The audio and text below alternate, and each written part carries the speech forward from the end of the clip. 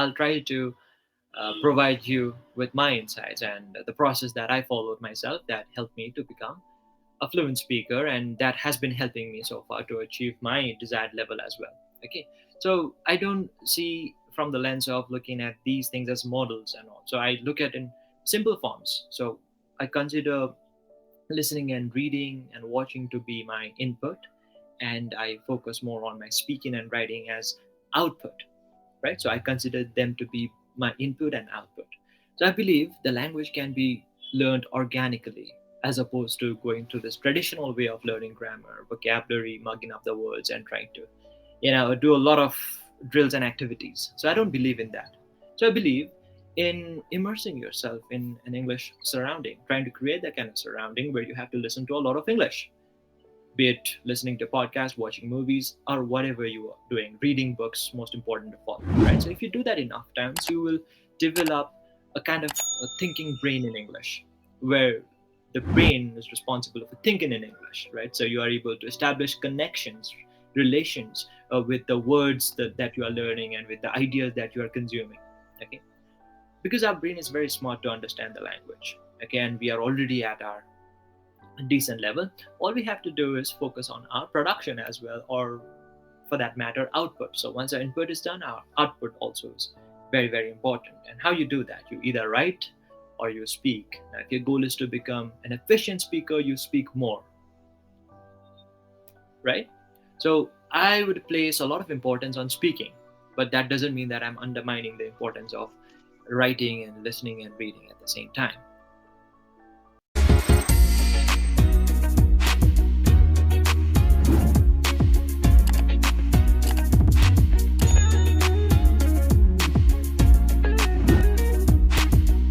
Hello, sir. Very good evening. How are you? I'm great. Yeah, so sorry for joining late, but thank you for waiting. How are you doing today? Yes, sir. I'm Fit as Fiddle and I'm doing great. Thank you for your kind concern. How about your side? How is your day going so far? Yeah, it's going really well. Thank you so much for asking. And I think we are meeting for the first time, right?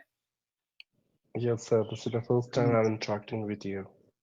Okay, have you been taking sessions long over here? Yeah, I took around 6 sessions. You have taken 6 sessions over here so far. Okay, Yes. all right. And well, I think I should introduce myself shortly, or sorry, briefly. And my name is Pritam, and I'm a tutor over here on English Shari.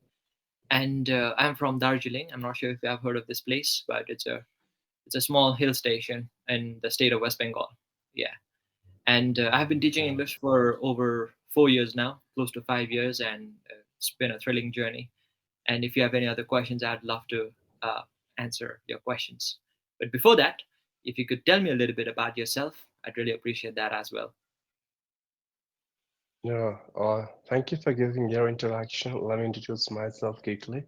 Well, Uh-huh. my name is Shiv. I born and raised in Uttarakhand. Hmm. By profession, I'm a government employee. As far as my Hmm. academic qualification concerned, I'm done with my master in English, master in commerce, and this year I'm pursuing my master in economics. Uh-huh. Moreover, I run my own small YouTube channel by the name of English with Teacher Shiv, where I upload Uh-huh. spoken English content, at the same Uh-huh. time some one-on-one conversational videos. So that's all from my side in brief. Oh, great. All right. So you have a YouTube channel of your own.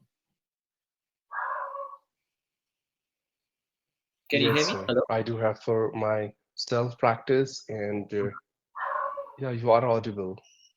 Okay. Okay. All right. So do you put out conversational videos that you take over here on this platform? Yeah, I do. I think there's a bit of delay, right, in the voice. It's not. Do you see there's Yeah, a it kind? is. I Yeah. don't know why, because I'm getting your voice after 3 or 4 seconds, and Oh, yeah. likewise in your side. I also feel that. I also feel that. It could be because of my internet, but I think my internet is working fine. I'm really not sure. Let me just run the speed test. But anyway, okay. So what brings you here on this platform? Please, if you could tell me about that as well. Yeah, surely. Phil, actually, throughout my journey of learning this language, I do have some doubts that I wanted to clear with the help of English Yari tutors because they all are really proficient and experienced in Uh-huh. terms of English and communication skill. So I thought of to take a paid subscription on English Yari, Uh-huh. and that's why I've taken a session here in this application. Right. So how's the experience been so far then?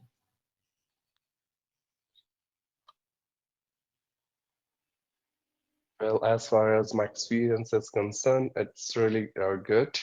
The Uh-huh. queries which I have, like whenever I'm connecting to a tutor, I'm asking my doubts and they are giving answers with their possible ways. And meanwhile, if I'm making any mistakes, so they are correcting me so that I'm not going to repeat the same mistake in the future.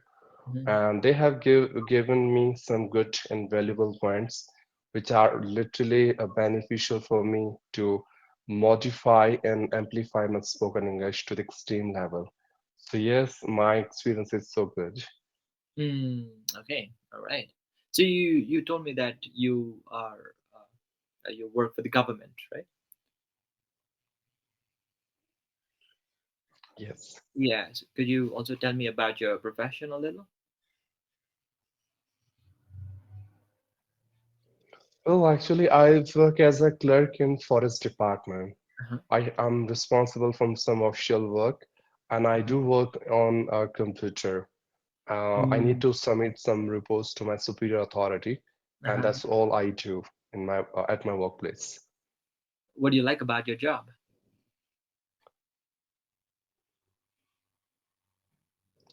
Well, the best part that I love about my job is I'm responsible for my job. I'm to say like I have to do work by my own and on.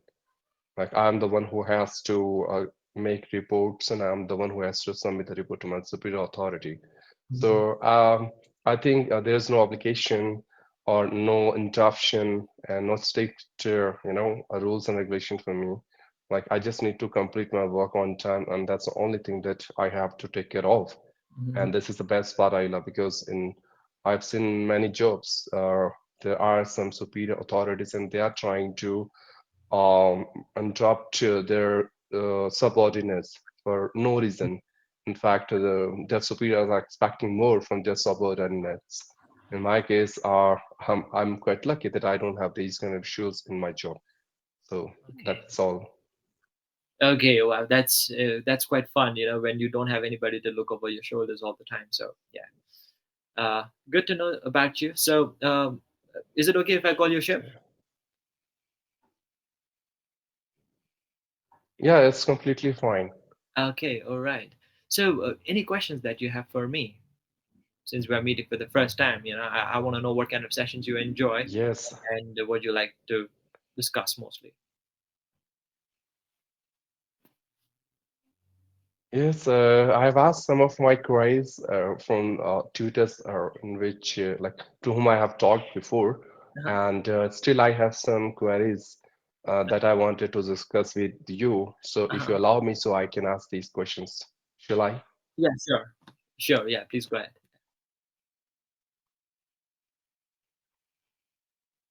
Okay, thank you.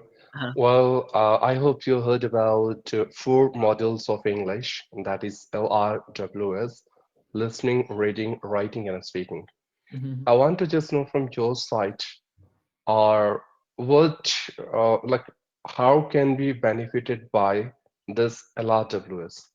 And what are the steps we need to keep in accounting in each of these segment, like what we have to listen, what we have to read, or what we have to write, and what we have to speak.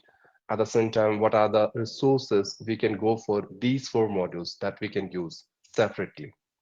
So am I clear with my question? Yeah, okay. So, all right. So I'll try to provide you with my insights and the process that I followed myself that helped me to become a fluent speaker, and that has been helping me so far to achieve my desired level as well. Okay. So I don't see from the lens of looking at these things as models and all. So I look at in simple forms. So I consider listening and reading and watching to be my input, and I focus more on my speaking and writing as output, right? So I consider them to be my input and output. So I believe the language can be learned organically as opposed to going through this traditional way of learning grammar, vocabulary, mugging up the words, and trying to, do a lot of drills and activities. So I don't believe in that. So I believe in immersing yourself in an English surrounding, trying to create that kind of surrounding where you have to listen to a lot of English, be it listening to podcasts, watching movies, or whatever you are doing, reading books, most important of all, right? So if you do that enough times, you will develop a kind of a thinking brain in English, where the brain is responsible for thinking in English, right? So you are able to establish connections, relations with the words that you are learning and with the ideas that you are consuming, okay? Because our brain is very smart to understand the language, okay? And we are already at our decent level. All we have to do is focus on our production as well, or for that matter, output. So once our input is done, our output also is very, very important. And how you do that? You either write or you speak. Now, if your goal is to become an efficient speaker, you speak more, right? So I would place a lot of importance on speaking, but that doesn't mean that I'm undermining the importance of writing and listening and reading at the same time. So that's my take on this. I'm not sure if I'm able to answer your question, but yeah.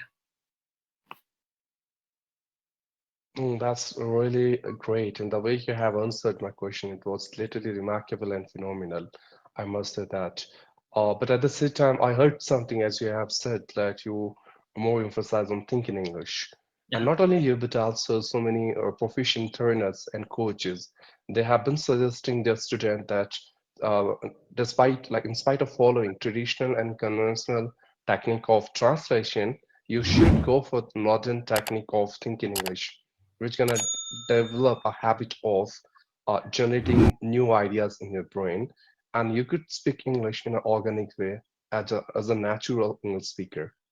But again, my question for you is how one can think in English? What are the steps that he has to take on a regular basis in order to inculcate the habit of thinking English? In everything that you do, it starts from the time you open your eyes, where you when you wake up until you go to bed. So everything that you see, you associate with the language. For example, you step outside and you see something, okay, associated with that English word. I'm sure because there is an English word for that, of course, and try creating a sentence out of it. And the thing is, it's very, very difficult for somebody who doesn't have any foundation, right? Who is very new to the language. It can be really difficult for them. In that way, we have to translate from their first language to the second language to the target language, right? But for somebody who's at a decent level, all they can do is try to construct sentences in their mind. I had this habit of thinking everything in English, or whatever I'm doing. For example, I'm waking up, so I would say to myself, okay, I just woke up and I'm feeling a little fresh today. Or if I'm not feeling well, then I'd say, okay, I'm feeling a bit groggy today, or maybe I didn't sleep well. So everything is going on in my mind, right? So I would plan my day. Okay, now I will go to the washroom and I will get fresh. I'll take a shower, and while taking a shower, okay, I'm taking a shower. Okay, so I would make sentences in my mind. Okay, the thing is that it's not going to come easily. It takes time. It takes a lot of time, right? So when you have to speak in front of new people as well, you have a lot of things at that time. You have to frame sentences in your mind already before you blurt out, so that you don't make any mistakes, right? But gradually, if you do this maybe frequently enough, there will be a time where the thinking is happening in a fraction of seconds. At the moment of speaking right now, I'm not thinking everything, it's just happening, right? Everything that is in my mind, it's coming through my mouth. So there's this strong mind and mouth connection that will make you fluent. So that's my understanding of this language and how to acquire this English language.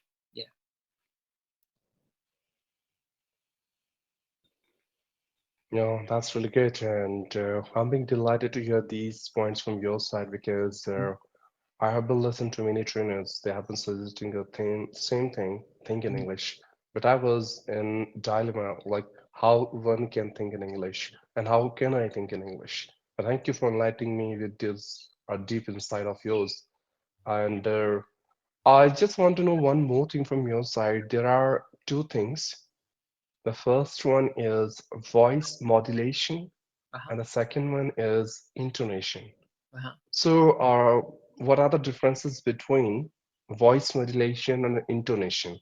And how can we acquire these two things? And how could we use or incorporate these two traits in our spoken English to make our spoken more better?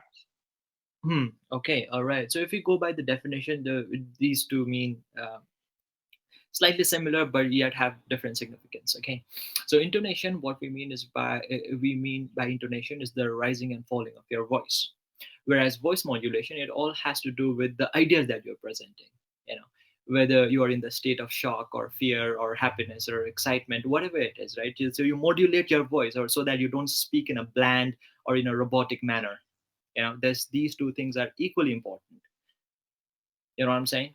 So how to Yeah. incorporate these things into our language? Okay, now you can either go by this traditional way of learning how to modulate your voice or to improve your intonation. That is also possible. And I'm not saying that people don't learn in that manner. Yes, people learn.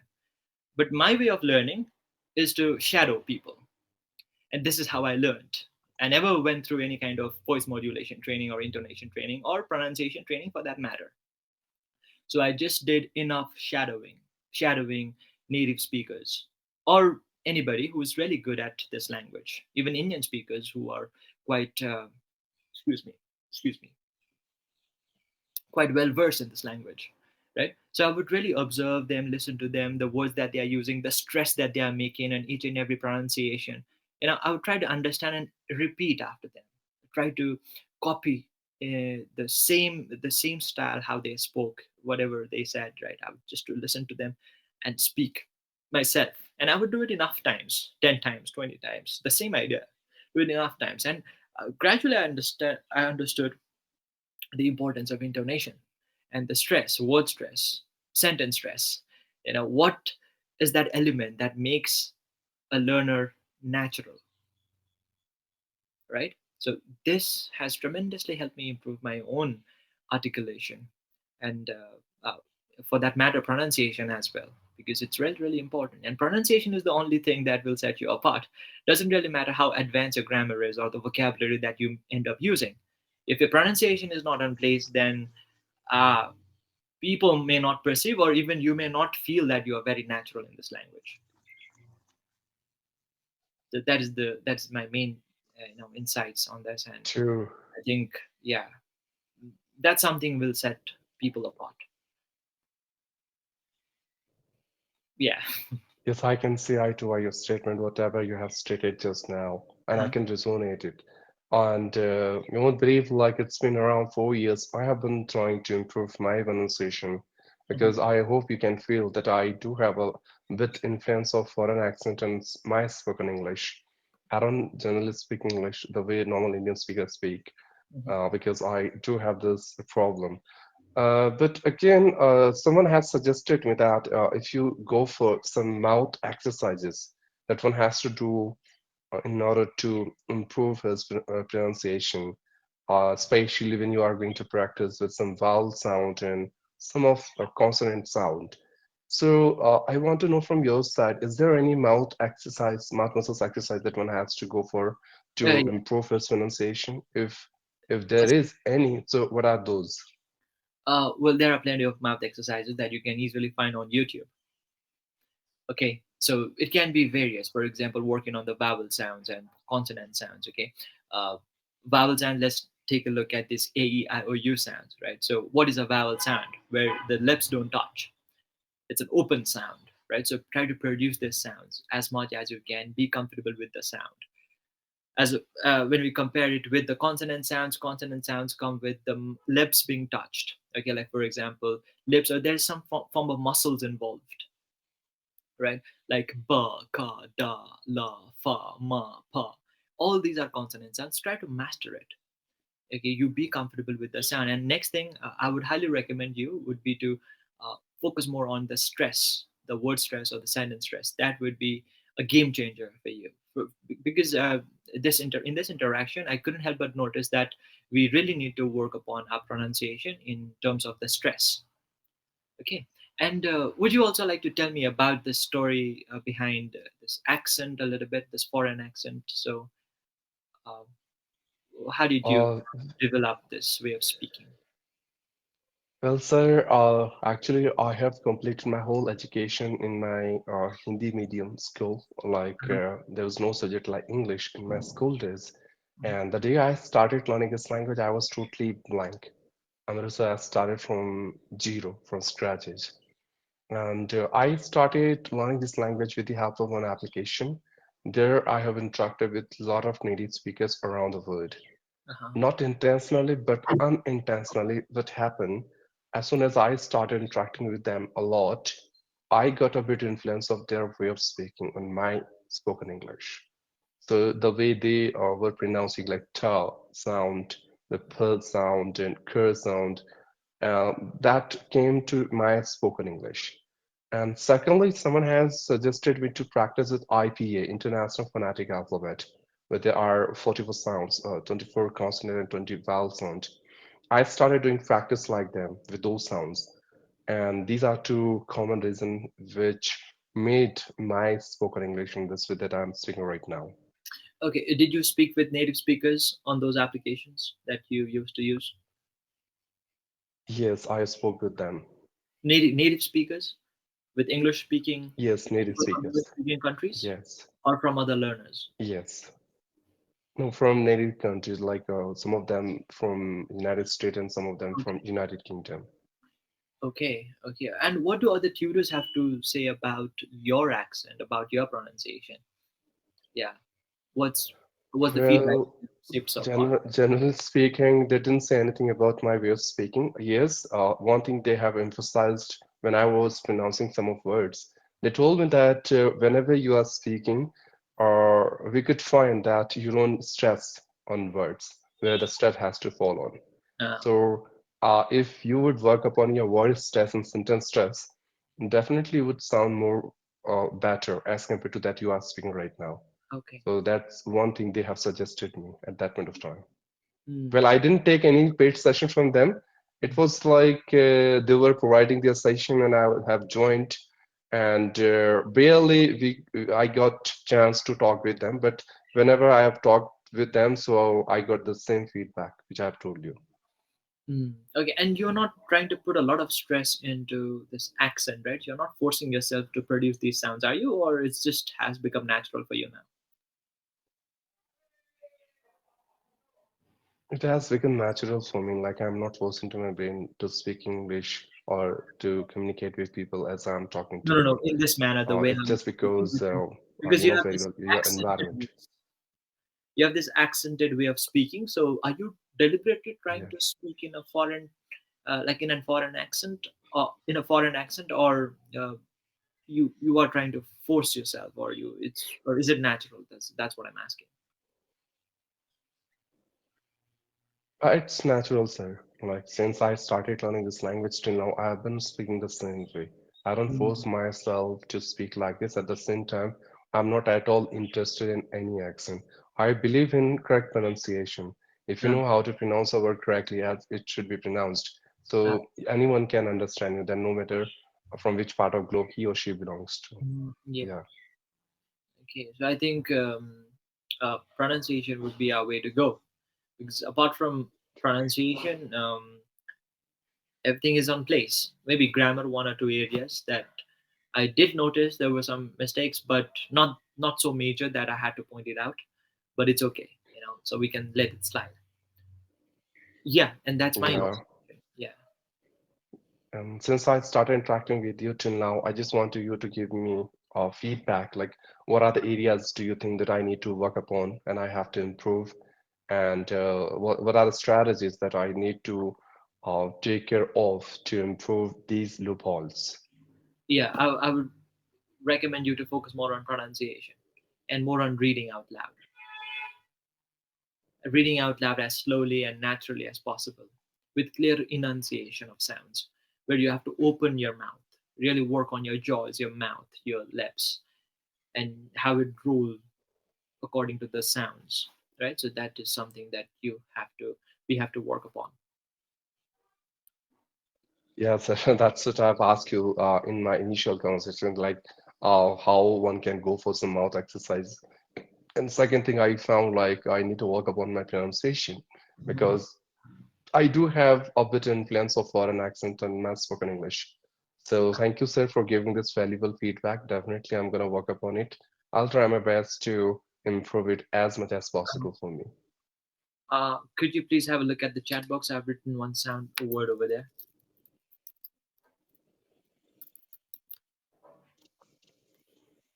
Yeah, resonate. Where is the stress? How many syllables are there? How many syllables are there? You know I syllables, right? think 3 syllable. Yes, very good. Resonate, right? But where do we stress? You are saying resonate, right? You are saying resonate. I think the stress will fall in last syllable, mate, like resonate.